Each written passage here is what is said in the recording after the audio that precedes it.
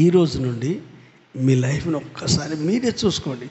ఎవరి కొరకు మనం మారదు, ఎవరి కొరకు మనం చూపించుకోవాల్సిన అవసరం లేదు, ఎవరు మనల్ని గుర్తించాల్సిన అవసరం, ఎవరు మనల్ని ప్రేమించాల్సిన అవసరం. యేసయ్య నిన్ను ప్రేమిస్తే సరిపోద్ది. హల్లెలూయా. యేసును నువ్వు ప్రేమిస్తే సరిపోద్ది. నువ్వు ఆయన వెంబడి వెళ్తూ ఉండు, నీ వెంబడి లోకం వస్తుంది. హల్లెలూయా. కష్టమైన నష్టమైన మనుషులు స్పెక్టేటర్ లాగా ఉంటారు, ప్రేక్షకుల్లాగా మనుషులు. కానీ దేవుడు ప్రేక్షక పాత్ర అస్సలు వహించడు. ఆయన గుణమే కాదు, ఆయన వ్యక్తిత్వమే కాదు. అగ్నిగుండంలో ఉంటే అక్కడ ఉన్నాడు, సింహం బోన్లో ఉంటే అక్కడ ఉన్నాడు.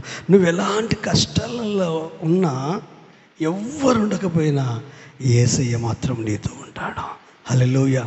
అలాంటి దేవుని కలిగి ఉన్న నీకు ఆనందం లేదా, సంతోషం లేదా, ఆరోగ్యం లేదా? అడుగు ప్రభును. స్వస్థత లేదా? అడుగు. అభివృద్ధి లేదా? అడుగు. ఆశీర్వాదం లేదా? అడుగు. నెమ్మది లేదా? ఆయనను అడుగు. సమాధానం లేదా? ఆయనను అడుగు. ఆయన ఇస్తాడు. ఆయన ఎవరిని త్రోసివేసేవాడు కాదు.